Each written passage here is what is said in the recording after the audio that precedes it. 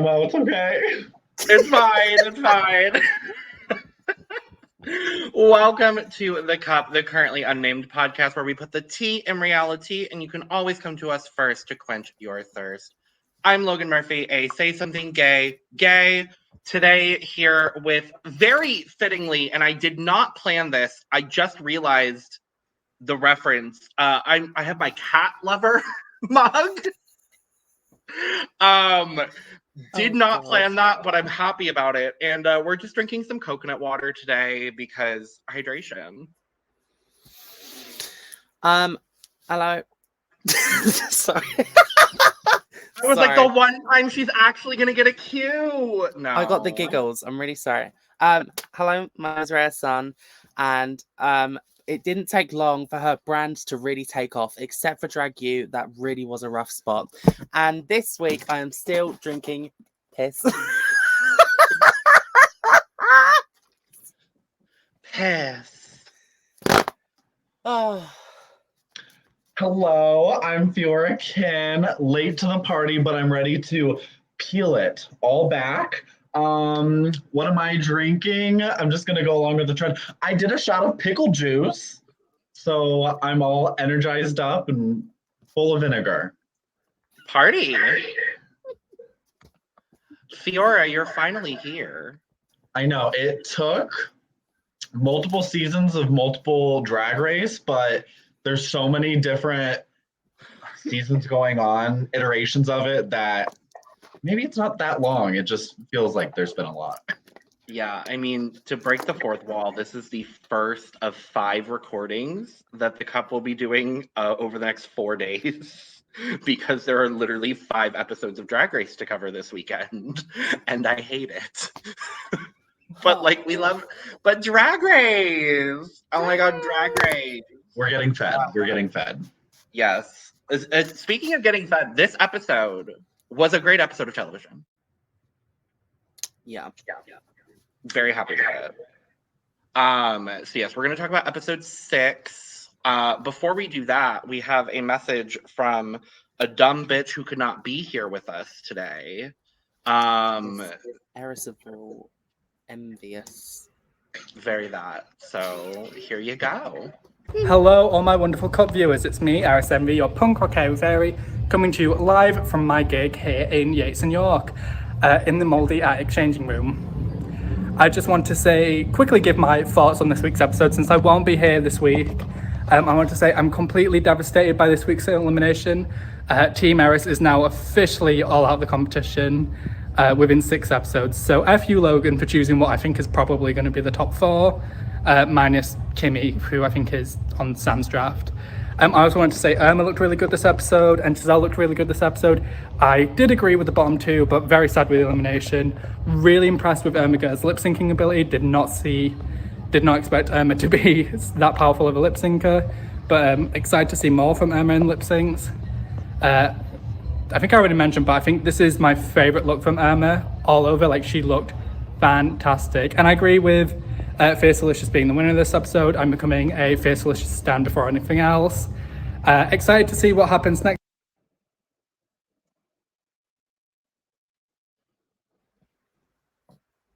Pause for the big reveal. Right? Oh, that was it. Okay. I don't know. Anyway. She's old, doesn't know how to work a camera. That part. She's gonna kill me. I mean, it's fine. I don't care. But with that being said, Fiora, give us your thoughts on the season thus far. We are 5 episodes in. Wow. Just wow. There's I kind of like touched on at the beginning. There's so much Drag Race going on. It's so saturated right now. But this season is really standing out. It is just good television. I watched this episode for the 2nd time today, and it still felt engaging. It still felt exciting. I think there's just a lot of people to root for. And dare I say, I think the Runway's themes this season are some of my favorite themes that we've had on the Runway. So I just keep looking forward to episode after episode. And it's hard to let these queens go because I'm falling in love with them every week. It's so good. It's very rare for me anymore where like a full season's cast are people that like I don't want to see eliminated. Like there's always a few where I'm like, I mean, if you go home, it's like whatever. But now like this cast, like every single elimination has just been like absolutely horrible. And I mean that leads into the elimination we just had. We lost Princess, Vice Principal. I can't think of any of the other ones we Graveyard used. Robber. Boom, Grave Director. Robber Boom Boom has left us. Truly a shock elimination. I'm still reeling. Very loud. I did it wrong. It's fine. I tried Reya. I tried. It didn't. No, I'm not even gonna try. It's fine. But yes. So we've lost Boom Boom, and I love that Kimmy's cleaning off the mirror. And she's like, I think that's a penis. And Fierce goes, it's a cucumber, girl. I'm like, first, second, and third of all, that is a penis. Yeah. It's the way Kimmy is just such a good, like, quick soundbite. Like, Kimmy's just so fun to listen to. I love Kimmy. Jada says that she feels on top of the moon to still be there. Hey, Vivian, yeah. Vivian really thought she was going to win Snatch Game. I also thought Vivian was going to win Snatch Game. Yeah. But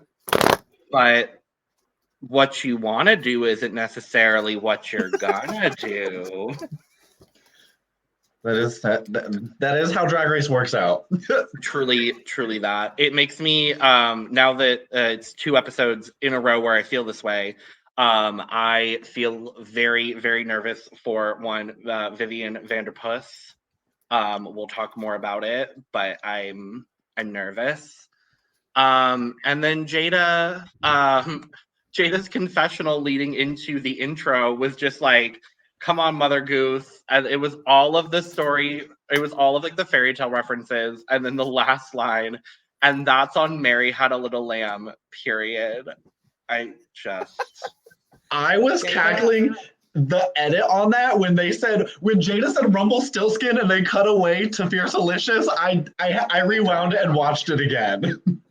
She didn't even say the name right. I can't remember what she said, but she stumbled over it. I was just like, you know what? It's Jada's world and we're all living in it. Rumpelstiltskin? Something like that. I was just like, what is anyway? I'm like, what is happening here on this day? What is this? But we go back into the workroom the next day. Kimmy is just asking everyone if they're actually happy that she's still here. And I'm like, valid? Kimmy said, we need sound bites. We need, hello, let's make something happen. Cameras are rolling. Do you really? It's such an odd question in a competition as well. It's like, I know.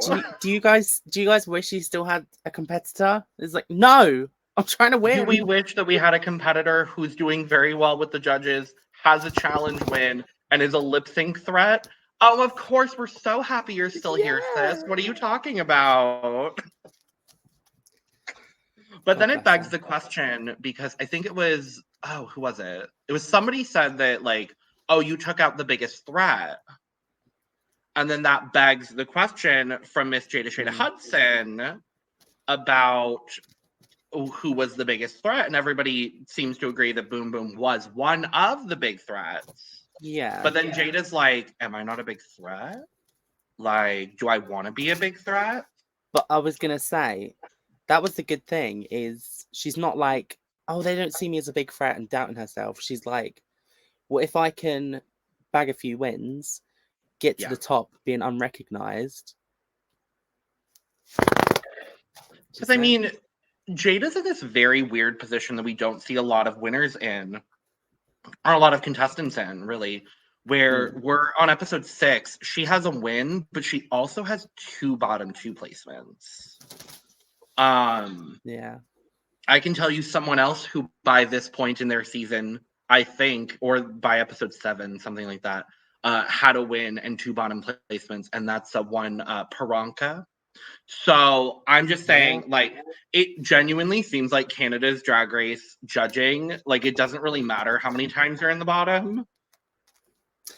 I like that, honestly. I think you need to show vulnerability. And, like, if you're like, you know what, I'm not good at this challenge, but I can still save myself at the end of the day, and that's why I should win. And that's better than just killing every challenge, I think.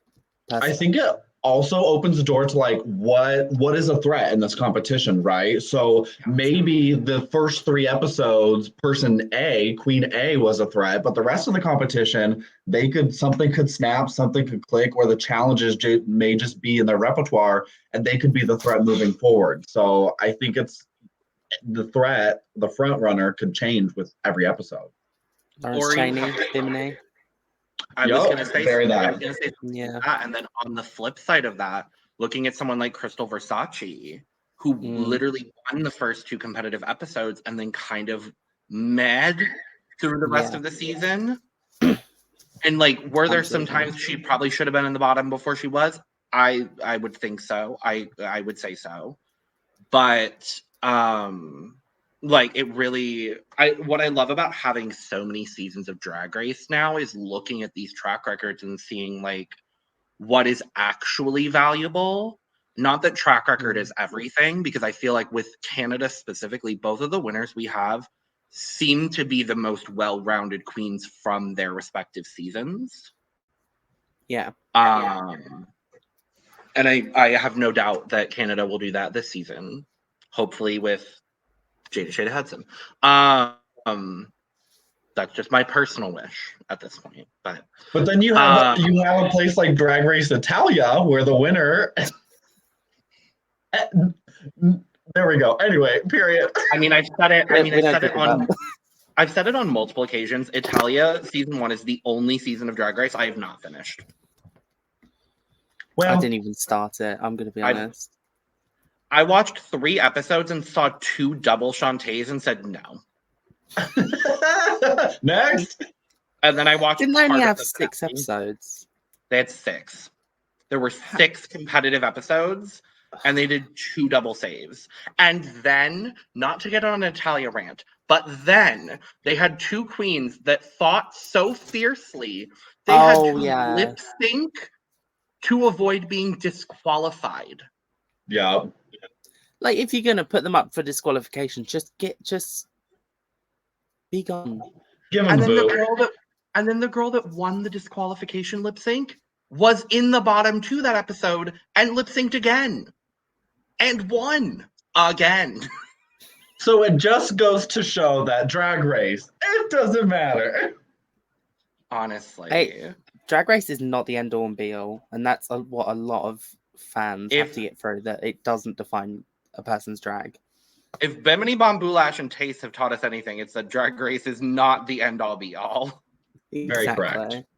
Among several. If Nina West has taught us anything, it's that Drag Race is not the end all be all. And now Rita Bag is a host. Whoops. I've got to get 1 in per episode. I'm sorry. I appreciate it. Let's talk about this mini challenge. I'm going to call out Reya's son here because she did not watch the mini challenge. Right. Here's my reasoning, okay? I had a drunk night last night. I got to my own bed and fell asleep about 2 a.m. And then I woke up at 6:30 and I was really pissed off at myself because I could not get back off. So I watched Canada on my phone in bed because I was that lazy that I could not turn my TV on. And I saw the mini challenge and it was like, as soon as they were just like, our mini challenge this week, I was just like, skip. Maxi challenge. It was cute. It was cute. It was cute. This time, for the first time, I think ever, I have come with images of the mini challenge. Because I typically don't do that. For the first time in Drag Race history. For the first time in the Cup history. It's mostly because these were on the Canada's Drag Race Instagram while I was pulling the runway photos. I love the captions that they memed all of these. It's like Vivian being every mom on Christmas morning. Jada and Giselle's was something like every millennial couple that you see on Instagram or something like that. That was like the caption. Truth. And then Fierce and Kimmy's was before eggnog, after eggnog. I thought this was dumb and stupid, and I didn't agree with the winner. Okay, so to bounce off of that, I thought it was really cute just because growing up, we were the people that like when you went to Walmart, and they had like the little kiosk set up for pictures. We were the ones who did, like, I have so many pictures of me with like Blue's Clues in the background, or like I'm in a baseball stadium. So this hit home for me, but I will say I don't agree with the winner either. I think they did great, but once again, we're going to go back to it. Vivian. I think Vivian had a whole character that went along with this. Yep. Vivian led and guided the team on this, but it is what it is. Yeah, I loved what Vivian did because she was like fussy, like, but like her children would be Fierce and Kimmy, and this is how she would act with her children. And I love that she's like, "Mommy's still the star, Mommy's still the star," and I'm like, this is just. I loved what Vivian did. I thought Jada and Gisele also did a really good job, but I think Bomb and Irma did a good job as well. The line that stood out for me was from Irma Gerd saying, "I don't take shots, I'm a Republican." Too real. I screamed, I cried, I threw up all at the same time. It was something. It was something. Come on, pretzel. It's chocolate. That's That's all I can contribute to this section. Oh shit! I have my like giant container of protein powder like within arm's reach, and I thought it was chocolate. It is not. It's vanilla. So it's vanilla. That's next season. That's next season's twist. Yeah. Yeah. Hold on. It's vanilla extract. There we go. It's vanilla. Okay, Way. Oh, absolutely. We need to get protein somehow. I've got a couple ways. Anyway, mini challenge winner Jada Shada Hudson. I thought it should have been Vivian, but I was happy for Jada. I agree with that. This is 2 mini challenge wins in a row for Jada Shada Hudson. That was more a question because I didn't remember. What was last week's mini challenge? It was the TED Talk. Oh, I think it should have been. It definitely should have been Jada if it wasn't Jada last week. I think it was Vivian. Last week was the reading challenge. Oh, fuck. Last week was the reading challenge. It was Lady Boom Boom. Oh, it was Vice Admiral Boom Boom. Yep.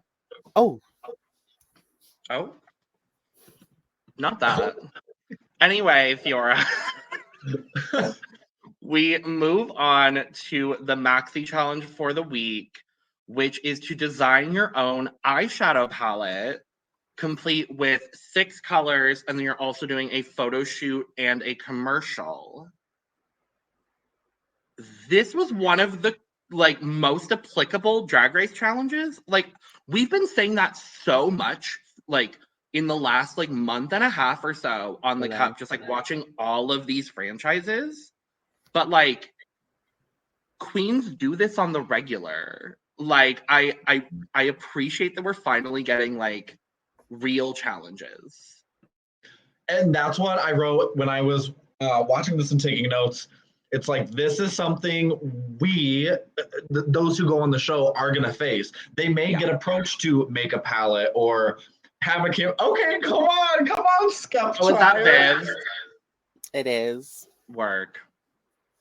But I mean, that's very 100% real thing. They may be approached by a brand to do a commercial, or they may want to they may be a Kimchi or a Trixie or a Vivian and have a palette come out. So yeah, I mean, 100% finally a challenge that is going to come in use. And I do usually really like the branding challenges as well, but I really appreciated that this felt more so than like This gave me vibes of like the perfume challenge from season 5, because I feel like that's also very much so in the wheelhouse of things that like drag queens would actually like brand and market, as opposed to water bottles, which who the fuck is gonna brand water? I'm dripping. I'm dripping. That still makes me angry to this day. Like, I can't watch UK one. Do Not they the drink, video. so do they drink a lot of water in the UK? Well, I drink a lot of piss, so you know. Good. Good. Work, Diva. I mean, it's water. Brown. Next season on UK Drag Race. Next season on Dude, Drag on the Race, main stage. Bosnia and Herzegovina, hosted by Vivacious. It's water. Oh, So we've got a little bit of workroom stuff. The big thing is that Bombae comes up with an idea, and then she's like, Bombae, because I'm desperate. I thought it was like a Garnier, like because you're worth it, but she's just like, because I'm desperate. Wait, You know? I understand it now because I was confused. I was not. I got think it from that's the what she was get-go. going for. At 7 a.m, I got it. I still don't get it. So you know how like Maybelline, like it's Maybe it's Maybelline. like maybe it's Maybelline, or like Garnier Fructis, because you're worth it, or like those like catchphrase, Rimmel London, get the London look, like that. Get the sort of London look. situation. Hers was like Bombae, because I'm desperate, in like Get the London similar look. vein. But then she goes around to talk to the other girls. Oh my god, I can't stand you. I'm sorry. I'm so sorry. I was not expecting Reya to black out a gap. I mean, it's fine. But no, yeah, okay, that makes sense. So it's like the brand and the catch line. Yes. But then she goes to talk to everyone. Oh my god. I'm cracking up in the corner. It's fine. It's fine. Oh god. She goes and talks to everybody, and Vivian is like, "Oh yeah, I love the idea, girl." And Irma's like, "No, I think it's dumb. I think you should do something more on brand." And I'm like, "Yeah, fair." It's feedback. You wanted feedback. You got it. Exactly. So Bombae's like, "Well, I guess I'm changing my whole idea," and then didn't. She did. Kimmy goes, what? Why?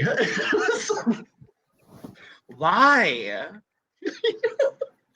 It's like, well, because, okay, so her original idea was like Bombae because I'm desperate, and it was going to be like tall, skinny 80s supermodel was her original idea. And then she kind of ends up still doing that in her commercial. We'll talk about it, but like she still brings those things up, and then it was confused. I love Bombae, but it was confused.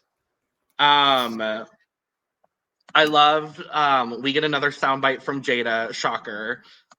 She's like, the turn up, the palette, the turn up, the palette. And I'm like, yes. Yeah. Absolutely. Jada was feeling themselves.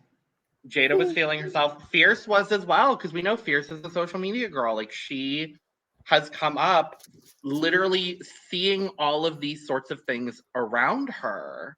And like she talks later when they're getting ready for the runway about how like she learned how to do makeup from YouTube and like tutorials and everything like that. And so this is like I watched this episode the first time and I was like, okay, this is Fierce's challenge to lose. Yes. Like it feels like Fierce. I was like, Fierce, Kimmy, and Jada are kind of like the people that I felt like were gonna do a really, really good job at the start, and then shocker, they all do a pretty good job. But I was nervous for our comedy girls. Some of them did well, some of them did not. I also loved Vivian in confessional, where she's like, this is for cat moms, cat dads, cat they thems, non-binary cat parents. And I was like, I feel seen. As a non-binary cat godparent, I felt very seen in this moment, so thank you, Vivian.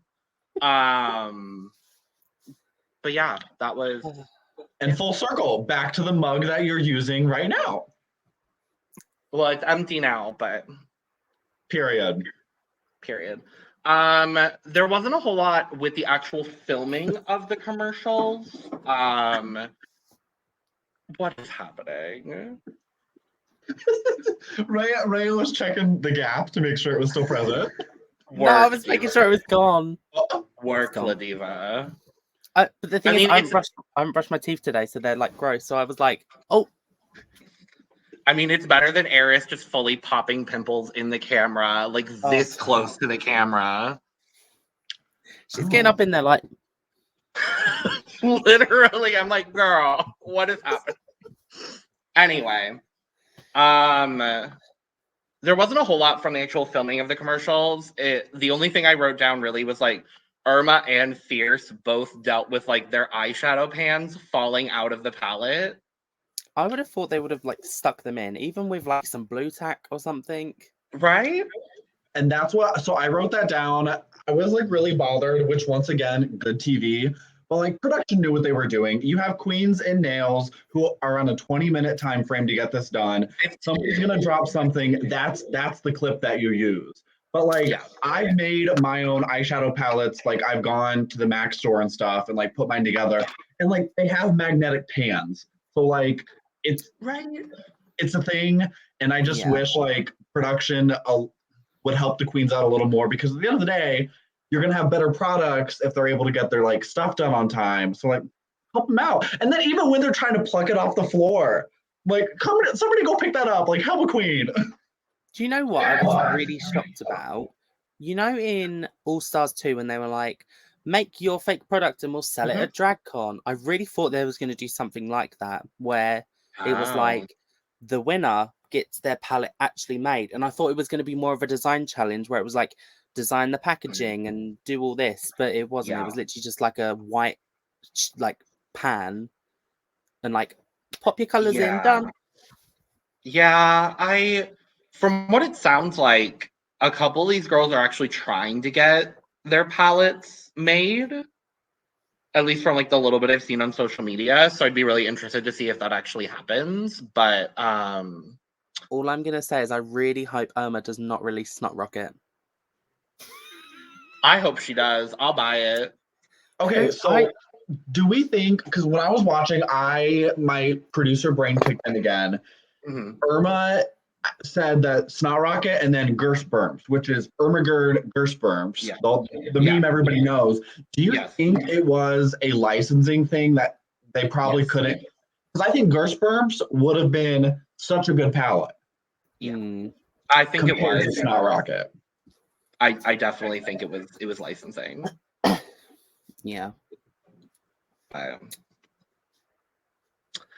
mean, we'll talk more about Snot Rocket in a little bit. And then Vivian saying she has a jazz festival in her body because she was nervous. I'm gonna start using that. I've got a jazz festival in my body, guys. Like, I've got something really important coming up on Thursday. Like, it's a life or death situation. And that is exactly what I'm going to say. Good. I love that for you. The flat line goes off. I've got a jazz festival in my body. It's fine. Thank you, Vivian. Thanks, Viv. Thanks, Viv. So on Elimination Day, we're getting ready. We have our, like, it's not a trauma mirror because this one was actually kind of positive. But everyone's talking about their first time with makeup and all that jazz festival in my body.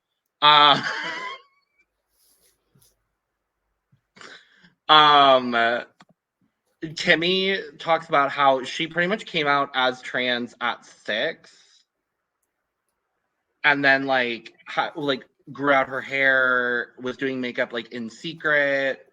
Jada like got put into drag for the first time, and she said that like drag chose her, which I think is like a really lovely sentiment. I want to go around the group as we have 2 drag queens and someone who it will be eventually. Hi.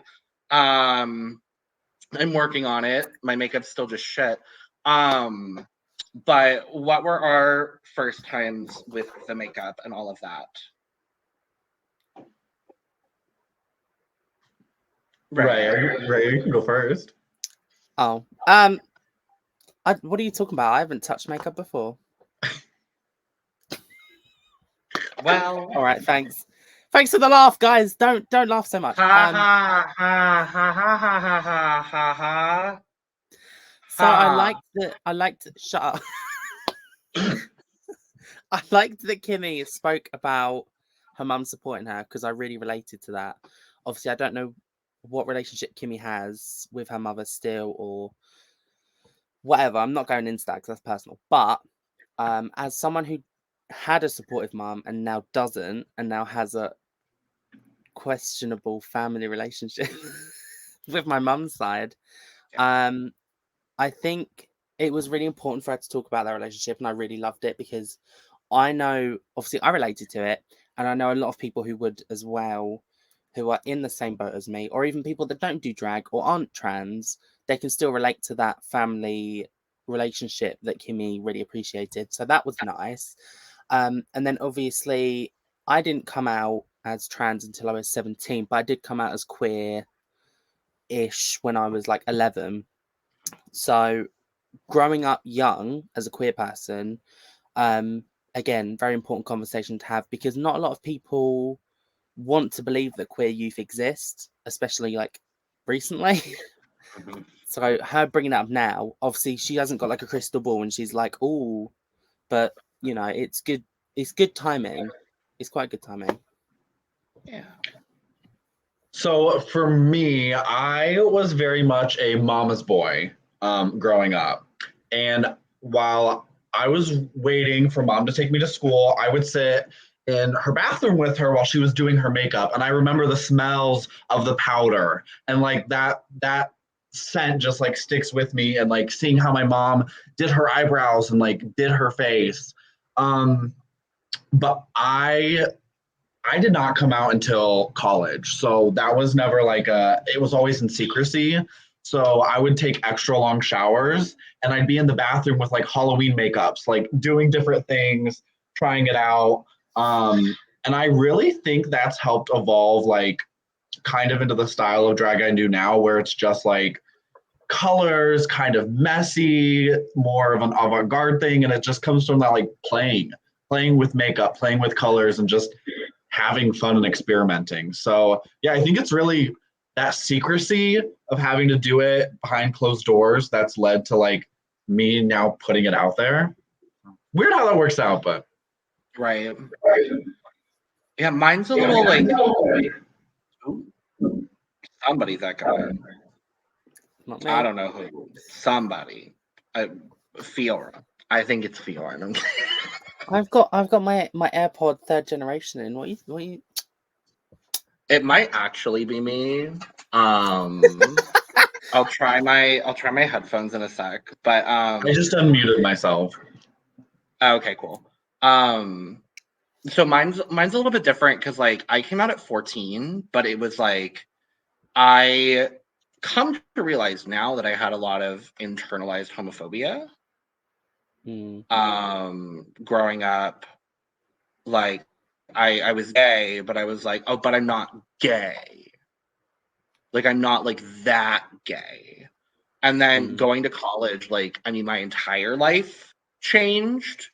And honestly, like me wanting to do drag and like do like makeup and take that seriously is a product of Drag Race. And that's why like I will continue to like talk about Drag Race and like promote what the good, and I will talk about the bad, but promote the good that Drag Race does, because like a lot of the queens we're seeing now on Drag Race, like once I actually start drag, I will also be a product of Drag Race.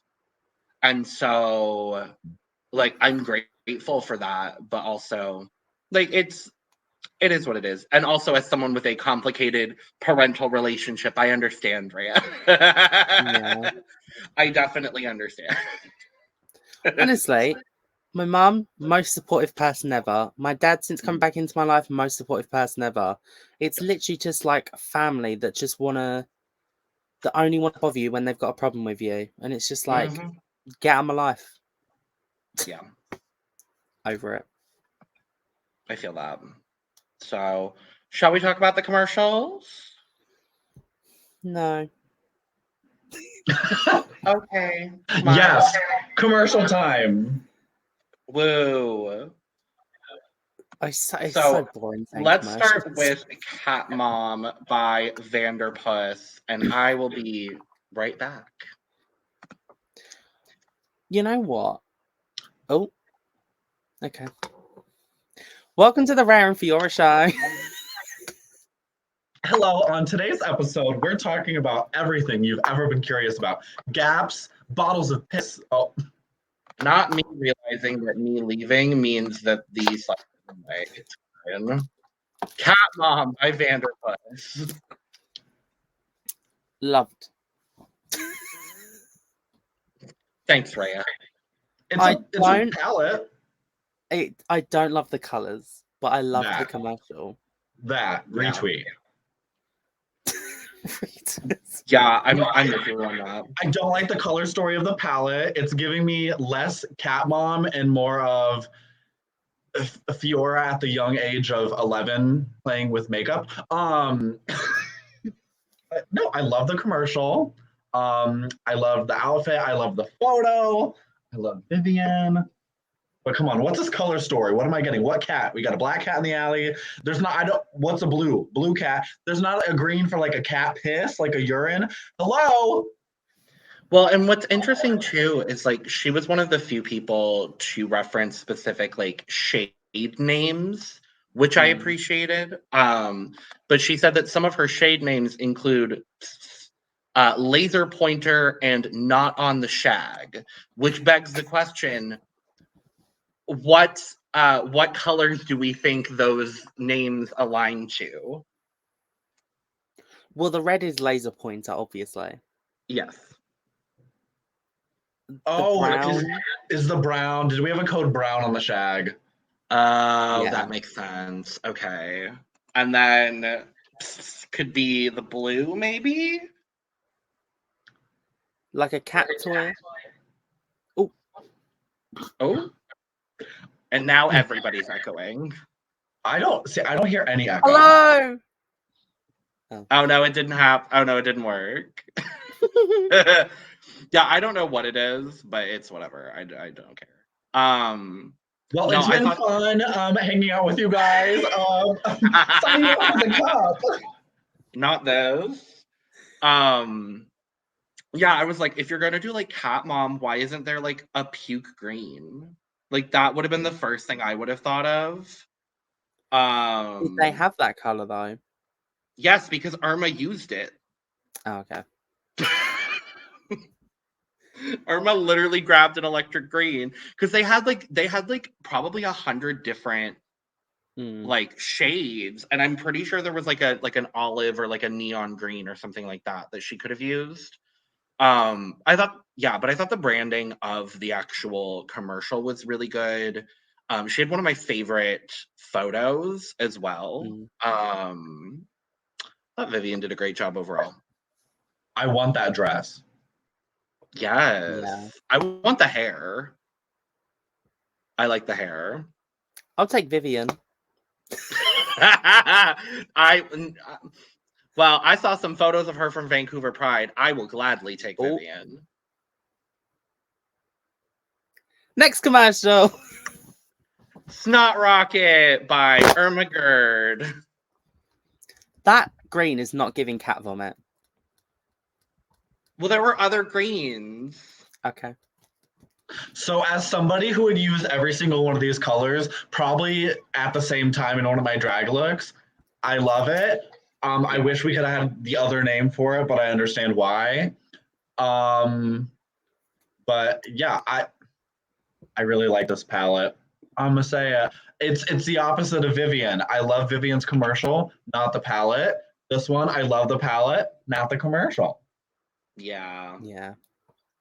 I am so happy that someone brought up Irma's lashes because I both agree and disagree. Right? Because they are really distracting to me, but they're signature Irma. Like when I see those lashes, I'm like, that's Irma's like Eye shape, signature yeah. eye. But they are so, I don't know, like they're so like squint, like short horizontally, and then they're like up here. Yeah. That's not a bad thing, but yeah, I both agree and disagree. The only problem I had was the same fucking makeup critique. Is they were like, oh, I can't remember exactly, but it was like, you made your makeup, or like you need to make your makeup bigger or something, and then they literally like this week they were like, Bombae, you made your makeup smaller. I'm so proud of you, and I'm over it. We'll talk about Bombay's makeup journey because I think it was stupid that Brooklyn, literally the only critiques that Brooklyn could give Bombae was on her makeup. Yeah. Like, and Brooke didn't even do her makeup for the show, so. Yeah, I like the palette. The commercial was kind of just like all over the place because it was like she was trying to simultaneously give like weird, wacky, whatever, but then also was like other leading palettes can cause subdued colors or something like that. And I'm like, why are we like why? There was a lot of who, what, where, when, why, how happening with Miss Irma's commercial this week. It was very infomercial and less, here's me in a palette. Yeah. I agree with that. But I love the hair. She looks great. And I'm here. I love controversial makeup critiques, right? So like Irma's lashes, I love that it stirs up conversation because if I ever make it on Drag Race, don't think it's going to happen. I dare a judge to tell me to change my makeup up because you know what you're not going to do? You're never going to tell the pretty beauty queen makeups to change their makeup up because that's fine all the time. But the second there's an alt queen that does something different, we want them to change it. So I love when queens are like, yeah, you may not like this. We're talking about it. It's my signature. So I got you. Yeah. I agree with you completely. Mm-hmm. Butter Chicken by Bombae. This concept in pieces was really good.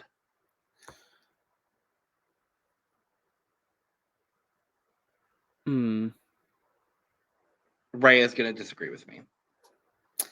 No, I'm trying to get my words out because I don't know. I have a point, but it's still brewing. Okay. So in that case, I can give my critiques while Ray is thinking. Yeah. I thought the idea of like the whole thing being skewed because she's brown, I thought that was a really smart way to go about this challenge for her. She also was someone that included shade names. I think she was the only other person that did.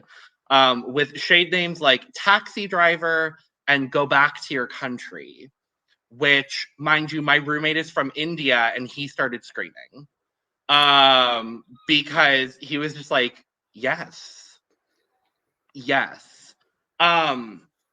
I think where it lost me was like we were talking about earlier, she kind of melded this like, I'm tall, I'm skinny. Like she tried to do that 80s supermodel idea that she had with the original idea, but then also she was like, I'm tall, I'm skinny, and I'm brown. And then like tried to bring that together. Whereas like I feel like had she just come out and said, hi, I'm Bombae and I'm brown. Like, I feel like that maybe, like, cut the, like, 80s supermodel, like, skinny bullshit and just focus on, like, if that's the idea you're going with, sell that idea home. Yeah. There were issues with it all overall. Yeah,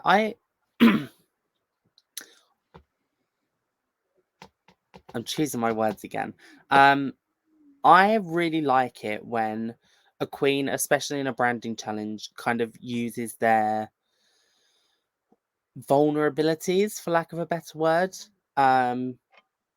Like, not, I'm not talking about like the Evil Twins challenge in season 10. That was awful. Oh, But God. it's this when it's like, when it's approaching an issue head on and it's making the opposite demographic uncomfortable, that's when it hits home for me, because it's like you should use that to your ability because people are using it against you, so you can use that against them, and it's just like a ricochet back to the oppressors, I'll say. Yeah, I can't choose my words, it's midnight. that's fair. Well, Bombae has slowly made their way up into probably my top 20 favorite drag queens from the RuPaul Drag Race franchise. So no matter what they do, like nothing Bombae does is ever going to be bad because Bombae's my bae. This palette, is it hard on the eyes? Absolutely. Would I use all of those colors on my face? Absolutely. I wish for Bombae, when Bombae is just in that confessional, that Bombae is like, that is like good TV Bombae, sound bites. That person knows how to produce themselves. And if that person would have been in that challenge, I think it would have been a totally different story. But like Logan, I think like what you were saying is we were mixing these two different ideas. And if we would have just nailed down one, I think it would have been a different turnout this week. I think even if she had done either idea, because I do actually really like the Bombae because I'm desperate idea. Like, had she done either idea, I think it would have been a lot more effective. But just like mixing these two ideas that don't inherently go together just didn't produce a product that was good. And I love Bombae, and I hate saying that, but like, I will agree with you. She's definitely like in the upper echelon of drag queens from Drag Race for me. Like, she is just, we'll talk more about her, but I love Bombae. So my roommate was like, he turned to me as we were watching this and he was like, I was like, ooh, butter chicken sounds good. And he was like, no, you can't have that. And I was like, why? And he's like, because you're lactose intolerant, bitch. And I was like, oh. It's got really sad. It's dairy. I had some really convenient timing because I actually made butter chicken. Work, bitch. You had butter chicken. I have my cat mug. What do you have, Fiora? I'm just the white cisgendered man that is just here. I brought my presents. Is that a good thing? I should stop talking. Fiora brought the presents and the oppression. Let's go. It's been a hot minute. Oh my god. Next commercial. I was gonna say it's been a hot minute since we've had a white cisgendered man on the Cub. I think I won't say that proudly. I think the last one was Lewis. Oh, Jesus Christ. Oh god. Turn Up by Jada, Shada, Hudson. Loved it. I thought she was going to win. Really? Absolutely. I didn't. Okay. I liked this though. I think what Jada did was really, really smart. Obviously, she's going with, we know her to be the turn up queen. So she's going to go with that idea. I thought the colors in the palette itself made a lot of sense. And she talks in the workroom about how, like, when you look at Caribbean influence and you look at Caribbean design, there's a lot of the green, the red, and the gold.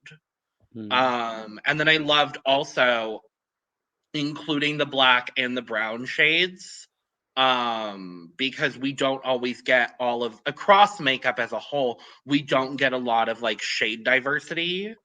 And I know that leans more for like things like foundations and concealers and everything like that, but I do love that she also included like those colors as a part of her palette.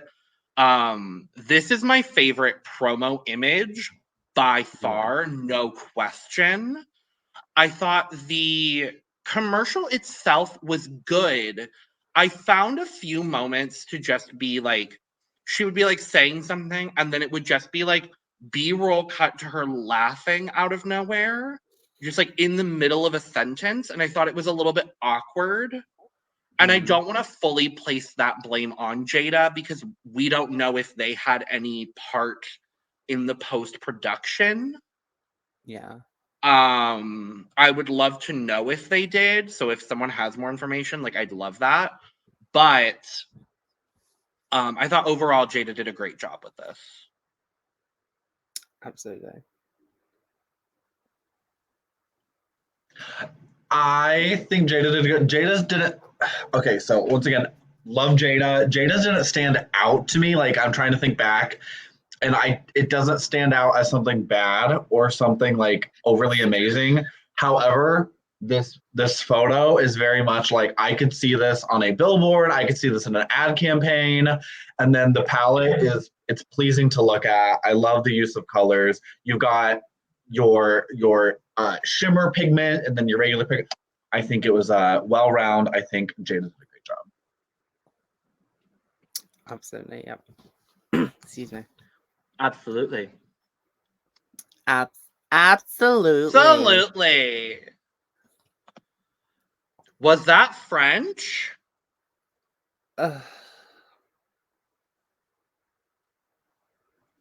One could say this palette has a lot of sacre bleu. Get it? Because there's a lot of blue. I wish I didn't. Good job, white man. Yes. Give it up for the white man. Oh my gosh. One could say that Gisele's jokes were a little blue. But I love this palette. It's giving very, I don't want to say, there's a certain makeup beauty artist who shouldn't have a platform, but their palettes that come out are usually themed around certain, like a color. And this was very. I was going to say which one. The one that has yaks now. Yes. This palette was very reminiscent of we're going to have a monochrome palette, which I appreciate. As somebody who really enjoys the color blue on my face, I would get this palette. The photo, absolutely gorgeous.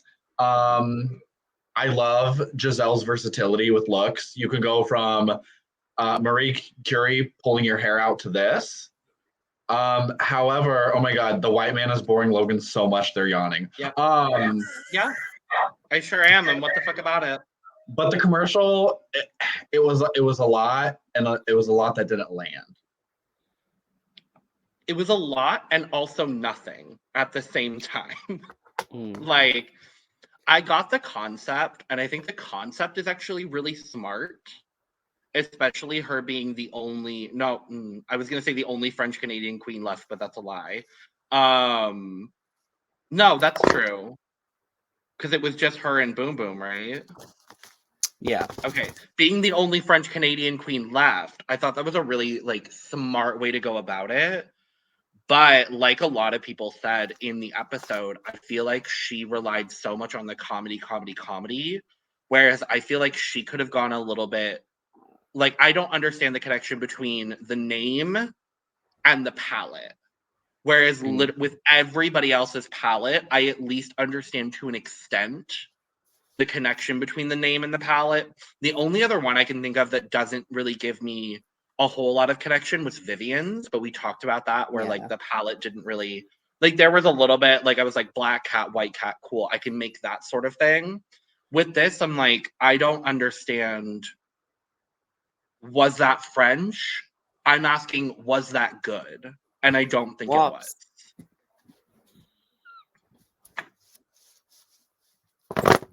But the look in the promo photo, everything. Cute. Very. Agreed. Ray, do you have any other thoughts? No. Okay. Work, diva. Thanks, Gisele. Let's talk about Fierce by Fiercalicious. Yes. She nailed this fucking challenge. I was very surprised by the outcome of this. I'm gonna be honest, because the filming was kind of all over the place, but they gave her the edit of like, oh, a mess in the challenge, but when it came to the actual product, like, I thought it was so smartly done. She's also the only person to mention she took some of those lines that you hear from makeup commercials being like, this product can be used on your eyes, cheeks, or lips. And I thought like adding in those touches of like things you hear in makeup commercials really sold it for me. And she was like, we have the three fierce shades, but then you can add drama with the 3 drama shades. Like those are things that like makeup brands actually do. Like that's like the verbiage that they use. And Fierce having the knowledge that she does and like growing up in this like YouTube and like tutorial makeup experience journey.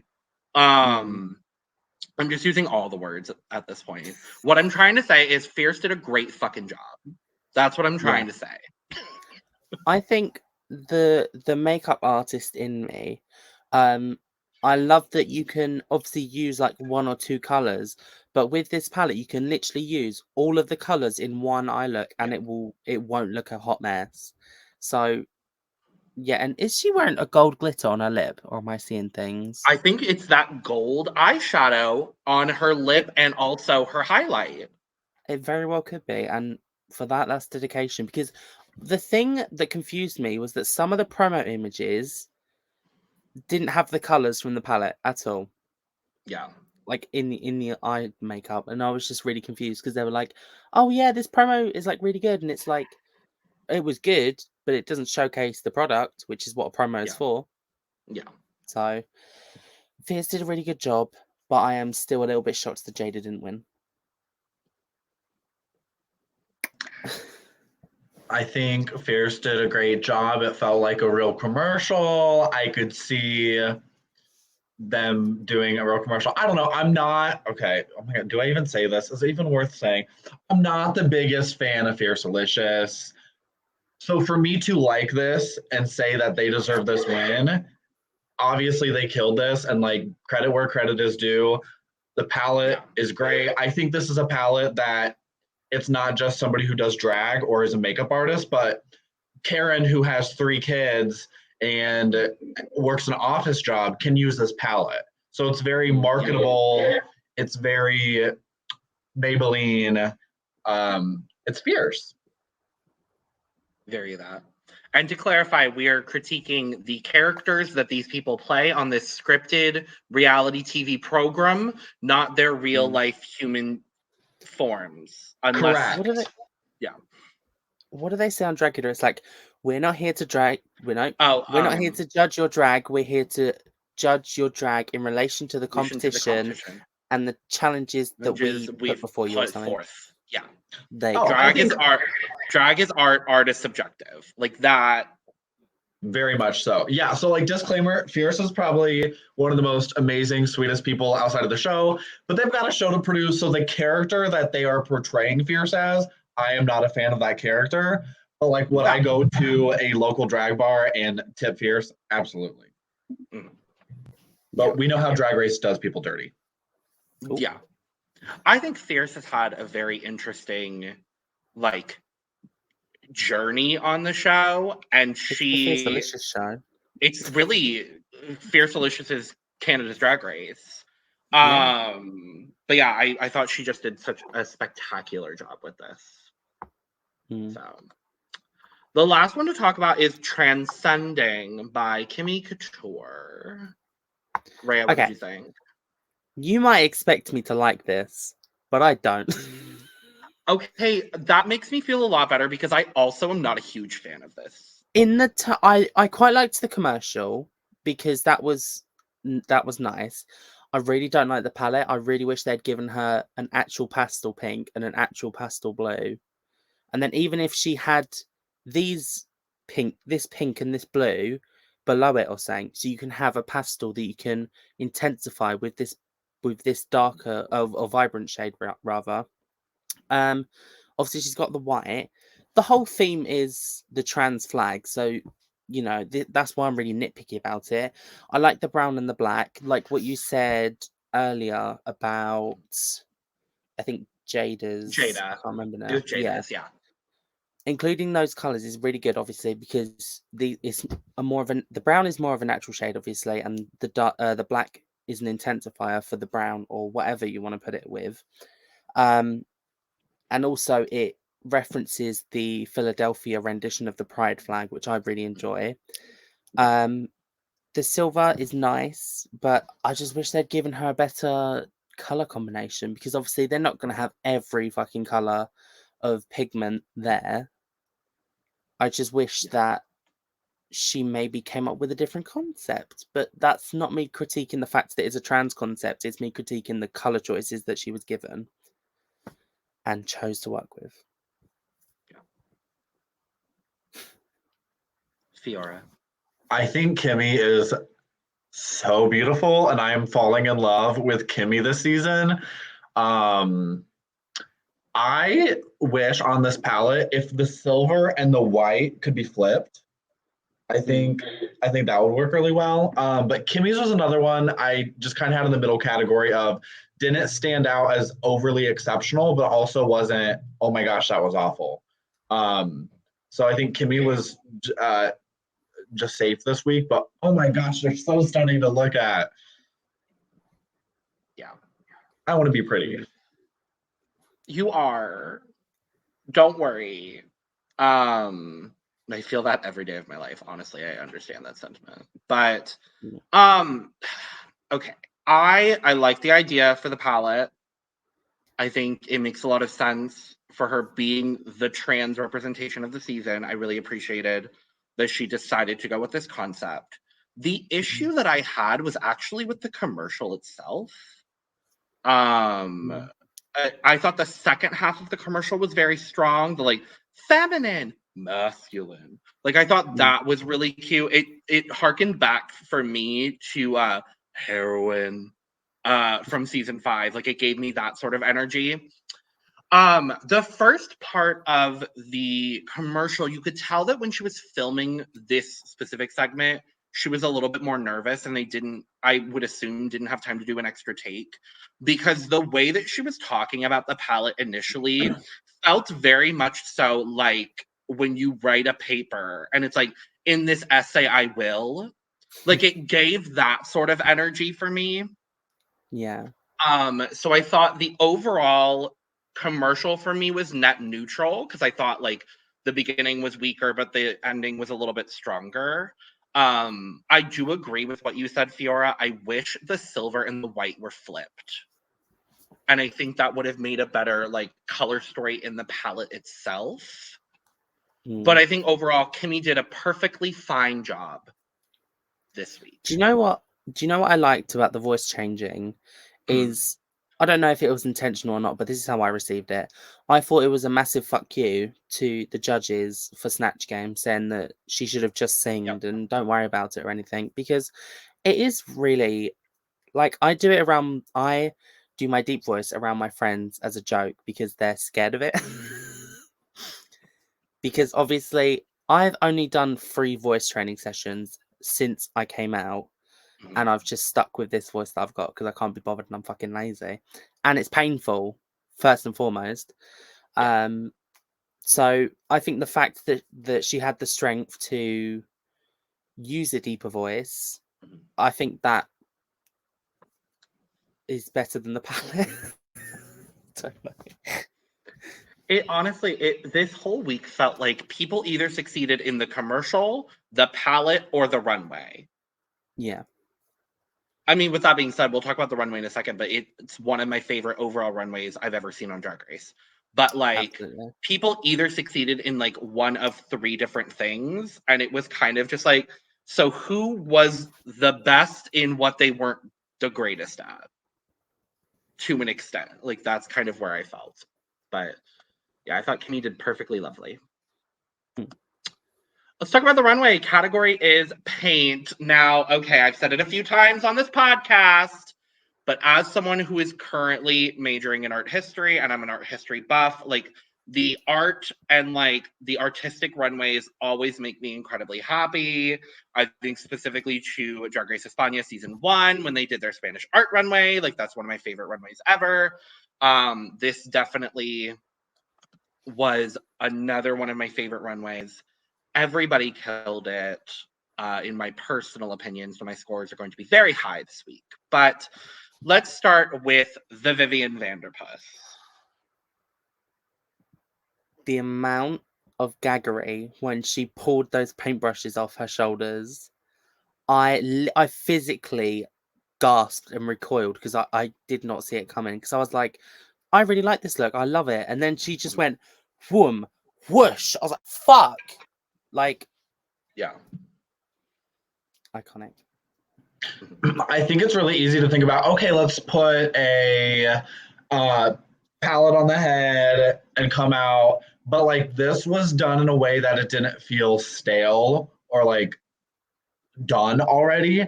And then, yeah, once it was the boom bam, I mean, and Vivian too, I think Vivian has a very certain style about them. And this felt like, I'm switching it up and I'm going to give the judges something different this time. And I appreciate that so much and was like, oh, wow. Okay, Vivian, like come through. Yeah, I think as well, she was definitely aided by going first, because I think had we seen some of the other looks that were to come on this runway, I don't know if I would have had the same sort of like, oh my God reaction that I did when I first watched it. But with that being said, she does not seem to me like a reveal queen. I could be wrong, but I did love that she chose to make the reveal out of this. I was waiting for someone to do, and I don't know if either of y'all are going to know this reference, but there was a season of Project Runway where they did this like rain challenge where the models had to walk through the rain. And so in the gowns, like basically all the gowns were made out of like muslin, but then there were like paint dye packets in the gowns. And so as you walked through the like rain, it would reveal like the colors on the gown. And it was this like big transformative like moment for me when I watched it, honestly, because it was just like, oh my God, this is so fucking cool. I love this. And I was hoping someone would do something like that. And this was the closest that we got to that. That's how this all comes back together on my tangent brain. But I really loved what Vivian did here. My cup is full. I think this is phenomenal. I'm gonna go full as well, yeah. What is this? What are we doing? Oh, it's because as we've come to find out, Fiora is a casual fan. So we rank the looks on a scale of like 0 to 100, but you can also do like my cup is full, it's half full, it's empty, it's overflowing. It's at a very specific decimal moment if you want to make it a decimal moment. Well, all that. With this one, it's 3/4 of the way full. Oh wow, okay. But no, because if I'm comparing to others, yes, but 3/4 of the cup, that's still like a full drink. So Fiora is gonna be the bitch today. Noted. Scandal girl. oh my God. Let's talk about Irma Gerd. Slade. Listen.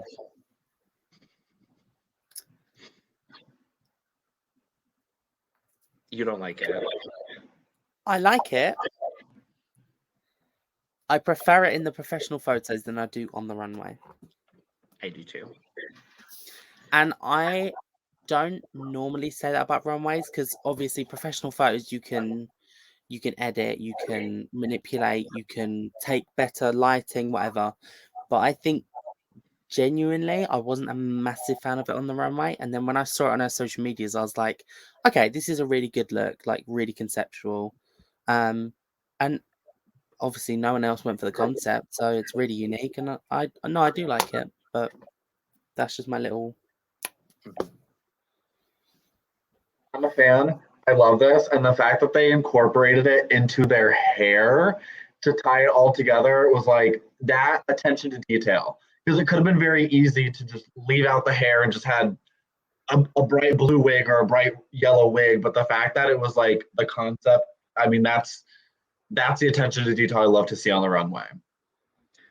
It's the paint pot necklace for me, honestly. That's what like brings it over the top. I love also that she decided to do this like split concept with it. I think the whole idea is so smart.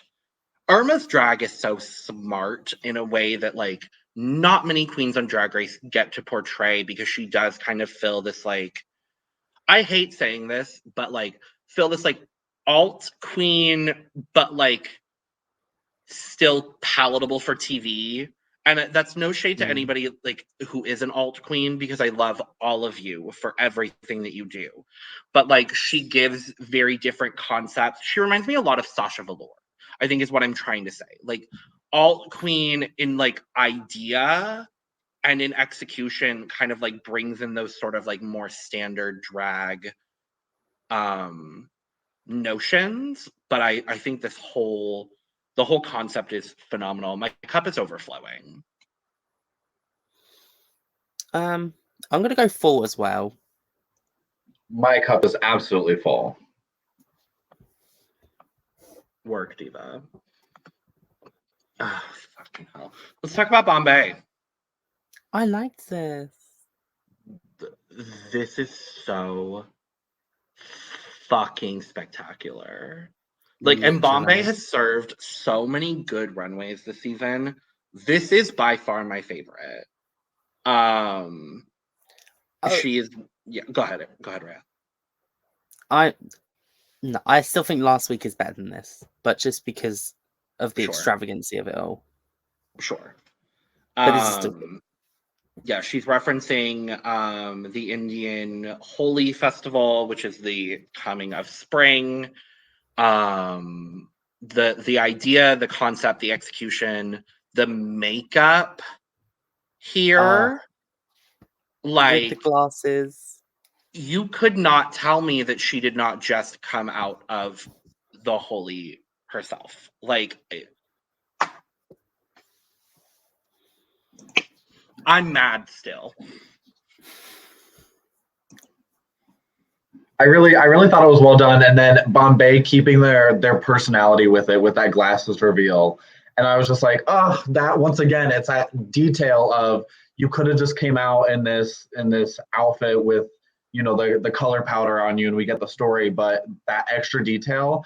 One thing I don't understand, and maybe this is because of my life experiences, the earrings. I don't know what the earrings are, or if they're in reference to something. So if somebody knows, I would love to know. I'm not saying I dislike them. I just like genuinely want to know what the earrings are. Yeah. But I really do like this look and the concept. I don't know, but if somebody does, let us know. My cup is overflowing for this as well. I just want to say quickly, I love it when there's a reference that's not as common that makes me want to research it. I already knew it because of the British education system is very like, let me educate you on this stuff, and then we have a really racist population. Don't know what happened there. So I already knew about it, and I was really happy to get the reference when I saw it and when she obviously explained it more. I'm going to go full as well. Oh, this whole runway is going to be full cups for me. Honestly. My cup's full. My cup's full on this. Work. Shada Hudson. Obsessed. My cup is overflowing. Like, there are not enough words for me to describe like how happy I am. 2 seasons in a row on Canada's Drag Race, we're getting these strong Black messages from the Black queens that we have representing. Thank you, Jada. Thank you, Kimora, for also doing it on season 2. Looking specifically at the execution of the gown, because the message is fabulous. The execution of the gown, I thought, was absolutely spectacular. The the faces that she uses and how she talks about how the faces are specifically ones that are rendered with very black features just put this over the top for me. Every single thing about this is beyond spectacular. And I love Jada.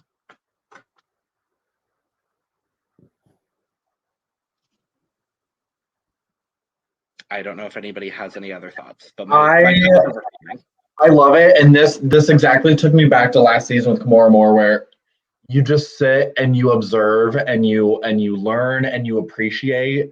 And at first, Jada came out and I was like, where's the paint? And then I was like, oh my gosh, like it's done in a different way and it's done in a way that works. And once again, I'm going to go into the detail, the fist, like the fact that there's the black paint up in the fist. I mean, that's just, it's a beautiful feature and I'm very happy with this look. Just wow. Yeah, beautiful message. Yeah. That's all I can say. Yeah. It's just it looks like these that I can't help but tear up over a little bit. And I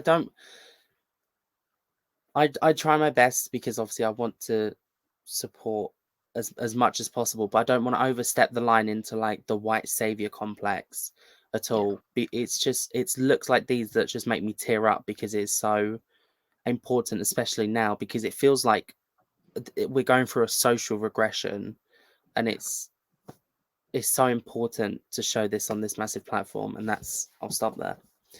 Overflowing as well. Yeah. Overfloweth. Yes. Gisele Lullaby giving Picasso down, bitch, everything. Fiora, you go ahead, honey. This,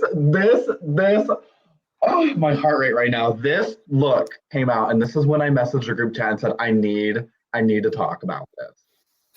So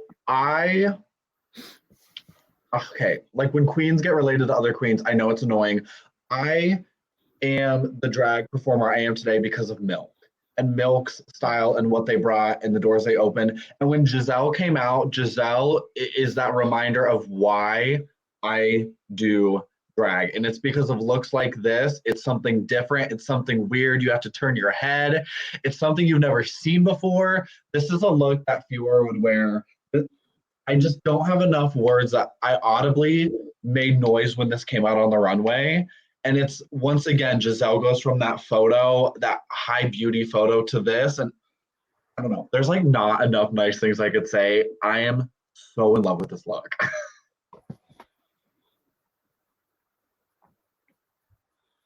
Reya. You guys aren't going to like me. What don't you like about this? I don't know. First of all, the top looks like she stole one of the cans from All Stars 3. I'm not a massive fan of that. I like the pants situation. I think that's quite clever, with one leg being like a Roblox character. The arms, not major fan. And I didn't get the headpiece, because obviously you turned and it was a Picasso thing. And then she turned the other way, and you saw the Picasso-esque makeup that she did, which I did appreciate. But then you've just got this big, like, grey border around her face that I was just like, you could utilize that in a similar vein to Blue Hydrangea when she did the pound coin look, where the card was around her face like that. Yeah. And I'm not saying Gisele should do that exact thing, but you could paint around where your face should be, and then just have like a black shadow where your face is going to be. So it's like, oh, I'm stepping out of the painting, quote unquote. Sure. Kind of. I think a lot of that, having studied Picasso very intensely, and like, I will preface by saying I'm not a fan of Picasso specifically. I like Picasso. I think Picasso is great. Picasso is not one of my favorite artists. but I think he's got some lovely, lovely things that he did. A lot of in the abstractionist work that Picasso did, a lot of his characters' faces are actually shaded in that sort of gray tone as opposed to a solid black situation. So I think that might be what Gisele was trying to reference, but I do absolutely agree. I think your concept for it would have made the look a lot cleaner. But I also think simultaneously, Picasso wasn't a very clean, quote unquote, artist in the way that he worked. So I understand, I see and understand both sides, is what I'm trying to say here. Yeah, just as an art historian, like anytime someone makes a direct, we'll talk about Fierce, but anytime someone makes a direct art reference, it just makes me happy and it makes my soul happy, because that is like the basis of my drag, and where my drag character comes from is like my love of classic art mixed with this like modern approach to the way that we look at art. And it just made me happy that like so many people did specific art references on this runway. My cup is full. I think Gisele looks fabulous. I love your attitude this whole episode. You're just like, I just love it. I just love it. I anytime, this is the first time y'all are both seeing me on an art runway, but this is how I've been with like all of the other art runways we've seen this season. Like when Jinx came out on All Stars 7 in her 4-in-1 like art moment, I like it just made me happy. I'm gonna be a bit of a bitch and say 75%. My cup has overflowed. I had to mop it up. I had to dump the mop water out and remop it back up. I don't even know if that's a proper category, but that is where this one's at for me. You can make whatever categories you want, honey. That is the beauty. Oh, okay, damn. That is the beauty of the cup, is you can do whatever you want. Because who cares? Because the options of putting things in a cup, unlimited. You can put whatever you want in a cup. I don't know. I tried to tie it in directly, but like it's whatever. Fucking Fiercalicious! Stop! I'm gonna take a break while Logan talks about this look. You have a nap in the corner. Great. Okay, cool. So, Rococo art is one of my favorite things that I've studied. It's one of my favorite art periods. And yes, it's been referenced so many different times on Drag Race, and I think all of the interpretations are very, very strong. This is one of the best runway looks I have ever seen on Drag Race. Hands down, no question. Making this Fragonard reference just makes me so happy. Like it, all of this, I can't say enough good things. The fake legs, the gown just turning into like the gown being the background of the painting, and then with the swing, the whole thing is so thoughtfully done. I'll shut up now because Reya's being a bitch, but I'm just reading. God, Bitch. can a girl not read nowadays? No. Okay, No, well, you I'm going to can't. do a little rating then. When this look came out, the longer I looked at it, the better it got. But when it first came out, how do I say this without being explicit? I thought I didn't know what was going on in the front, and I thought like it was like oh my god, like Fiercalicious was like a little turned on, and like something was like, I didn't get it at first, and then I was like, oh, that's a leg. But I didn't like know, I didn't get the art reference, so I was like, oh, there's like a person in a swing with they're a little happy. But the attention to detail, I love the loose hairs on the wig that are like in the wind of the swing. I want to know what that leg is stuffed with. That's my biggest question. So if someone wants to let me know, I want to know what's in there. Yeah, I think there was another season where somebody did a look in a swing or something. I think this one was done better. Oh God. Electroshock. Yes. Yeah. I think this was done. They're both done good. I think this was done better. It just took me a hot minute to realize that was a leg that was sticking out. Valid for sure. Yeah, my cup is overflowing. I think reasoning all of the things I just said. Yeah. Overflowing to the point where it's filling a swimming pool. I think mine's nearly full. Fair. Fair and valid. Last up, we have Kimberly Couture. Right.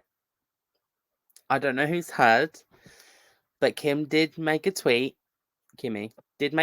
saying that she brought this look in a different form.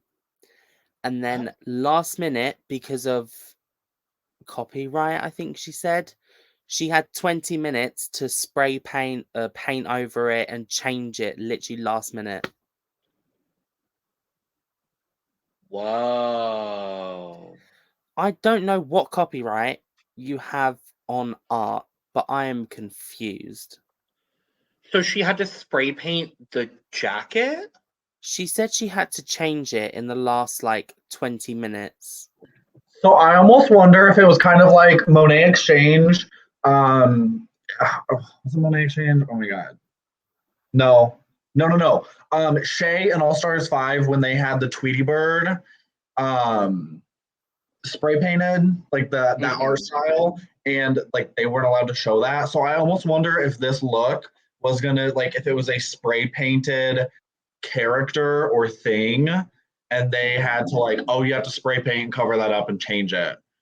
I kind of like it. It reminds me of the tarp you put down under your easel when you paint, and I think the jacket's pretty. I really like it. I just think when you compare to the rest of the queens, especially Vivian, who had a similar concept, I think that's where it falls short.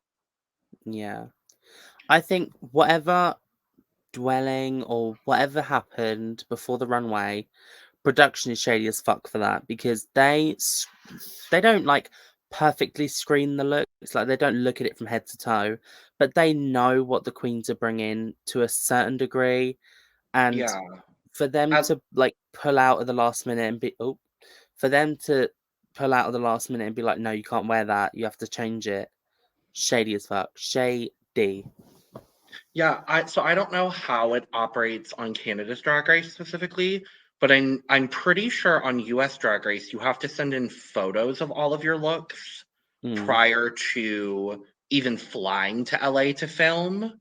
And then once you're there, you also have all of your bags checked to make sure, obviously they do the bag checks to make sure there's no phones, there's no whatever. So I did pull up the tweet. It's actually a tweet from Fiercalicious, who said Kimmy might have looked but her original look was so cute and she had to paint over it because of copyright. So I better not see anyone sending her hate. That's my job. To which Kimmy replied, and this is seemingly the only reply I can find from Kimmy specifically, or Fierce actually for that matter, where Kimmy says, and I had 30 minutes to do it. So, people have asked what was the original look, whatever. She has not said anything about it. And I think because of the contract, she's probably not at liberty to say it. I feel like they'd let her say it, but I feel like maybe it's not her not wanting to say, but it's just the kind of disappointment of what could have been, because fans would have been like, oh, that would have been so good. You would have, do you know what I mean? And I think, whatever the reason, I don't think Kimmy has to tell us. The same way BB doesn't have to tell us that she had Trixie's lipstick. That part. But yeah, what Fiercalicious said is so true. I don't think, obviously we're going to rate it, but I don't think we should judge it harshly in terms of it doesn't look the best. I was gonna say, like, even without that context, I still really like this look. Absolutely. I think it's so unique from anything that anyone else did, and obviously that's because it's now spray painted. But I love that she went that route and not anything like she could have like splatter painted this. Maybe it would have been better. I don't know. Again, I don't know what was happening underneath the look. I'm gonna do some research because I'm actually really curious what the original look was. Because I can't think of any overt references. Like, this gives me a little bit, in the shape of the jacket, it gives me a little bit of like abstractionism, similar to like what Gisele did with like the Picasso, because a lot of things with that are like very interesting angular movements, if you will. We literally had not said that this episode, and we're an hour and a half in. Because Eris is gone. Eris and Sam aren't here, so we're lost, basically. No, I still really, really like the way that this look turned out overall. Yeah. So, my cup is full. I still, even like without the knowledge that she had to change everything, I still really like the look. I would have given it a full regardless. Yeah. I'm gonna say 95 just because. Oh no, wait, she has incorporated the bottom. Okay, I'm gonna go 98.913. Okay, I'm putting it at 75% full. Scandal. It's a scandal, girls. No one knows what I'm referencing when I say that. You are referencing season 2, episode 5 of Little Britain. I don't know. Not Little Britain. I'm referencing Luxaria. Oh, fuck. I know. Yeah. Yeah. Okay. I'm sorry. Anyway. Do we have a favorite look of the week? No. Okay. We or me? Fierce. We, all of us.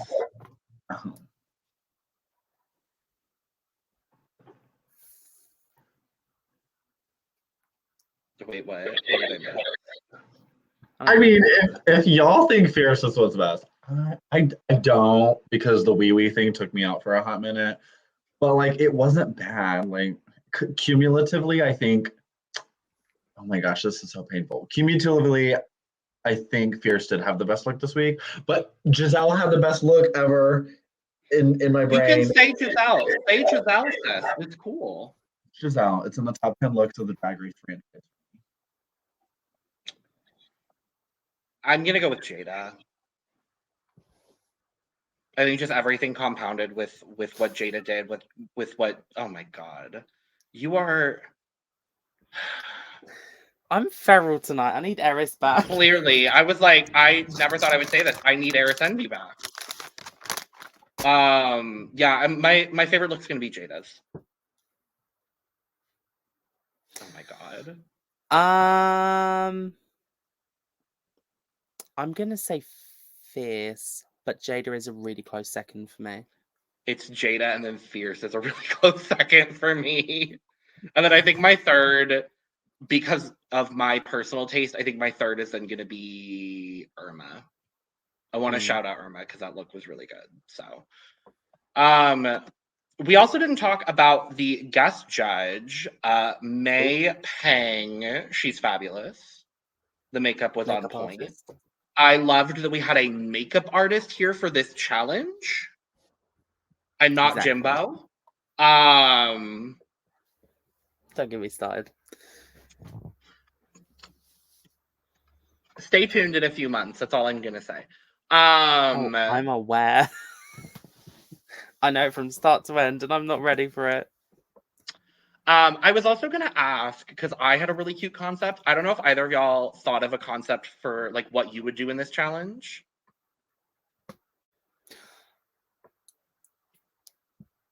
I was thinking about this earlier when we was talking about the waterfall rain thingy.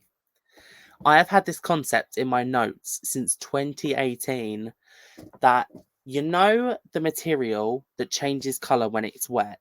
So it's white and then it changes color when it's wet.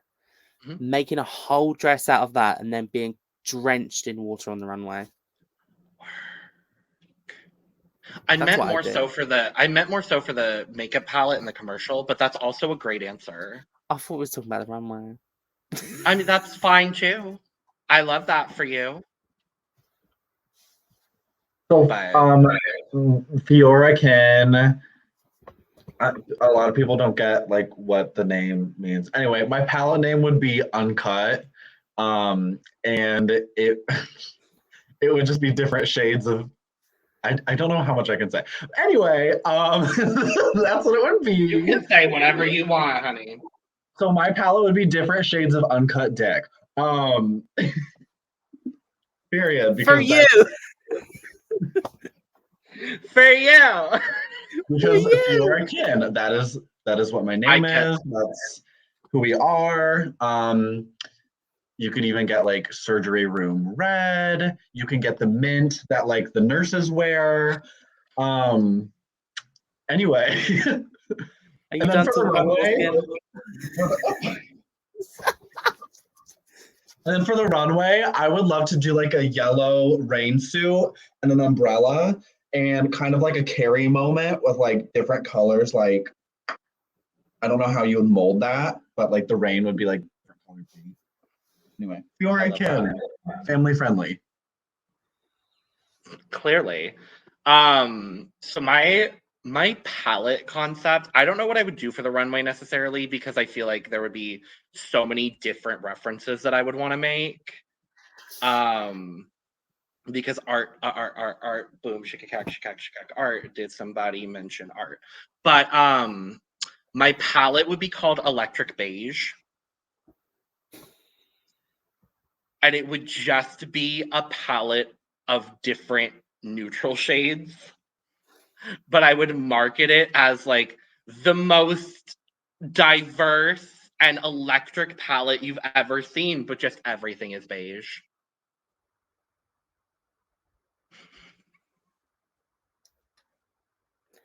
Speaking about the challenge. We have a winner. Oh, go ahead, Reya. No. Fierce. No, say your concept, girl.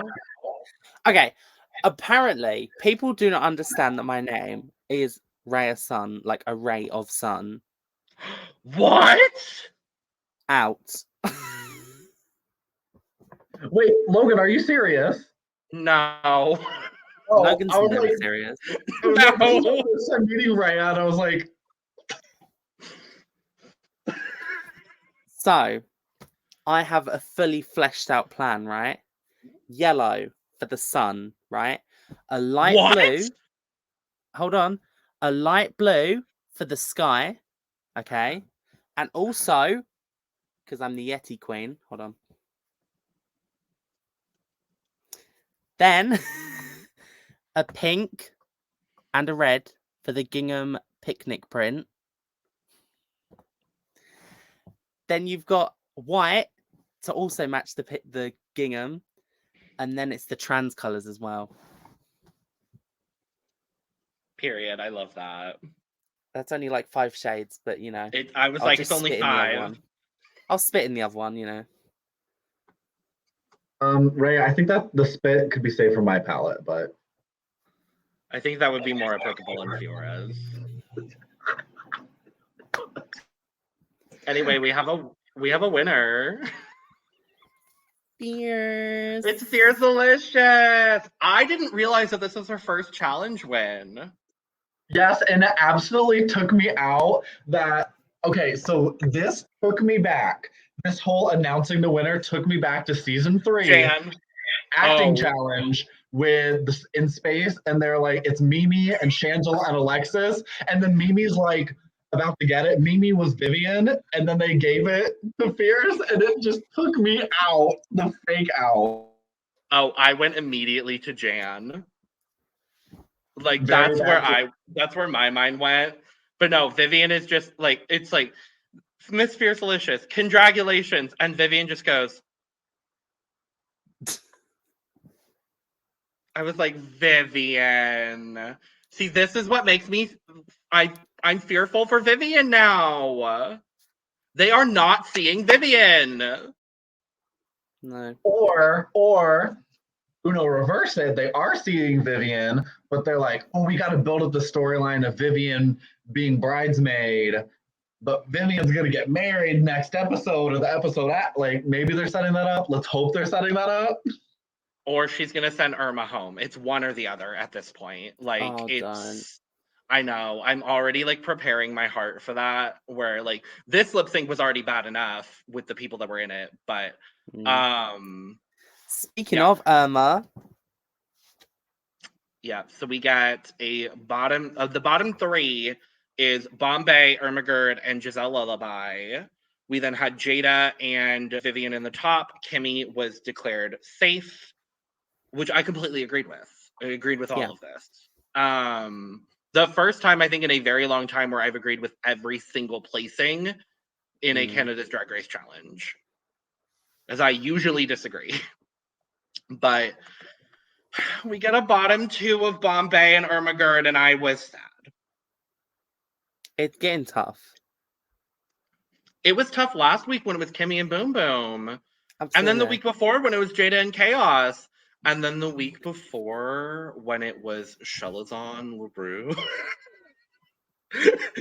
Reya hates my Shelazon impersonation. I am still shocked that Shelazon went home third. But for the sake of my sanity, I'm glad she did. So you can't do that voice every episode. I'm gonna incorporate it in every episode that I can because I just want to remember the icon, legend, and star that is Shelazon LaRue. So Bombae and Irma Gerd lip synced. They lip sync to Table Dancer by Keisha Shantae. This was a really good lip sync. Loved it though. Fiora does not. I thought it was a lip sync. It was two queens that I really enjoy. Irma is finding a place in my heart, and I'm absolutely loving them. Bombae is one of my favorites. It was a lip sync. I am shocked that Irma could lip sync like that. Me too. Truly, like it was white girl dancing at its best, but yet it somehow fit the vibe of the song so perfectly. I think Bombae did a really good job. That dress was just her inner saboteur, and she just needed to let her titties out. Like, who cares, girl? You're lip syncing for your life. Just let your titties out. Yes. That was a catsuit, though, wasn't it? I thought it was a mini dress. Whatever the top of it, the top didn't. It wasn't strapped.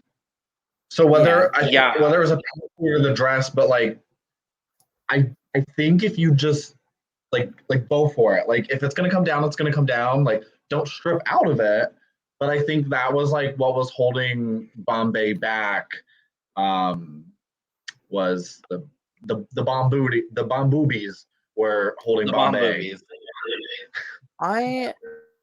I was really torn because it was a catsuit. I remember because it was like a perfect dancing outfit. She had the black latex legs going on.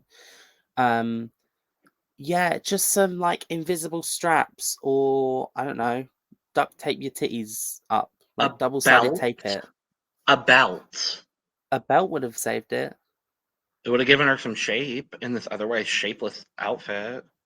That's what really upset me because like as soon as Bombae revealed to that and it wasn't working in her favor, I was just like, oh. Yeah. And I love Bombae, and I know.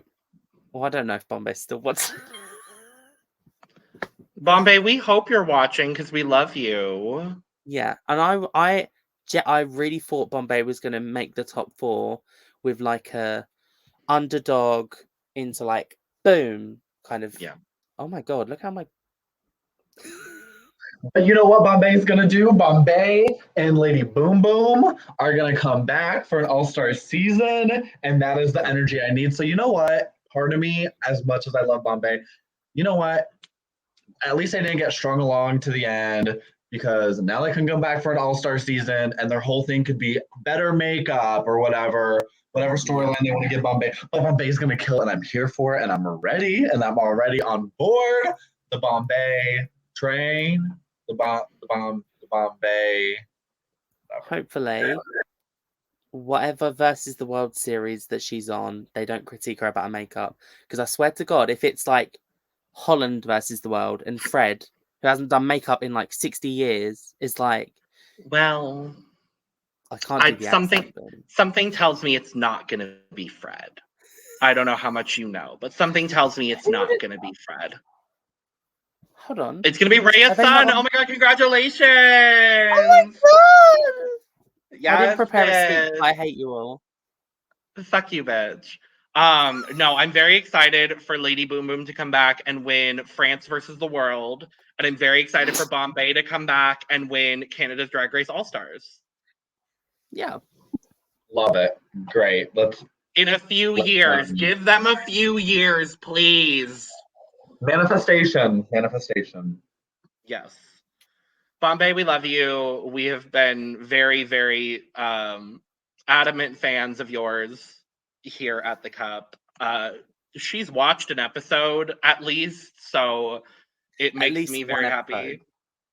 We've had a lot of the Drag Race girls recently watching our episodes. I panicked when Irma made that tweet about the podcasts. Me too. And she's been spiraling. I was like, oh my God, no, please. And then I was like, we haven't said any bad things. I was like, we haven't said any bad things about Irma. But that's that. We move into next week, and it's a rusical. Yay. I'm very excited. I love rusicals. They're hit or miss. So it's I love them when they're good because they're good, but when they're a flop, it's a flop. Bye, flop. I think we got a good group. I think Vivian is great for a rusical. I think Irma is great for a rusical. I think Fierce will be there. Even Jada. I see Jada. I don't know. I see all of them. Once again, this is such a good cast. I think they could really deliver. Yeah. I could see any of the top 4 or any of the top 6 making top 4. Yeah. I don't know. I couldn't place a bet on who's going next because it's just strong. And that kind of frustrates me because then I know I'm going to be sad about the next elimination, no matter who it is. I'm going to be sad with all of the eliminations moving forward. But it's interesting, though, because we have 6 queens left and we have 4 episodes left. 3. 7, 8, 9. Finale. There's only 9 episodes listed on the BBC website. Really? And to list a show on the BBC, you have to have a set amount all of them, episodes. Oh. And there's only 9. I mean, that makes a lot more sense. It would just be weird. Yeah. But an odd amount of episodes. I'll allow 13 just because it's like with the vows. Sometimes I'll allow 13, but any other odd number I'm not here for. Unless it's season 1 and then 9 episodes is like fine. Yeah, but that's like the first season. It's like, let it run its own course. I just hope they leave last season's lip sync at the reunion thing in the background. I'm not a fan of it. I also am kind of, I think, done with the leaving it up to a lip sync after a whole season of competition. I really liked what season 14 just did because it kind of gave me like season 8 and season 7 vibes, which once again translates to the real world of drag where you are putting on a number, you are putting on a show. So I hope they do something like that. I think this is a great cast where we can they can share their personalities in a finale and really shine. Yeah. I mean, I don't think we can rely on lip sync for the crown anymore after All Stars 7. But we also have to remember this was filmed in that era where everybody was doing a lip sync for the crown. So I don't know the spoilers. I'm just saying don't be surprised when it's a top 4 lip sync for the crown. That's all I'm saying. Just like I would not be surprised. But with that said, before we go, because I don't want this to be a 2-hour episode again, I've got a very quick draft. I've got a very quick draft update, and we already kind of know who's going to win because things have happened. With the elimination of Bombae, Heiress Envy is officially out of the Cup Canada's Drag Race Season 3 draft, ending with a score of 9 points. Sam is in second with a score of 15 points, and I am currently leading with 28.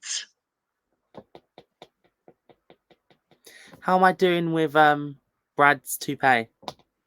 Oh, you are in third place now. You gained 10 points this episode, so you are now above Heiress Envy. Lovely. Yeah. So I can't wait to see Brad's toupee lip sync for the crown. Yes, come on, Brad's toupee. With that, Fiora, you made it through your first episode. I did it with minor microphone issues and a hand fan to fit in. Yes. We'll send you one out. We'll send you. I'll send you a mug once I make them. All that kind of stuff. But with that, thank you for joining us for almost 2 hours yet again. We have a lot to talk about with Canada's Drag Race because we like the season. Yeah. So with that, make sure to like, comment, subscribe, share on the way out. Follow all of us because we're hot. And bye. Ta-ra. Bye.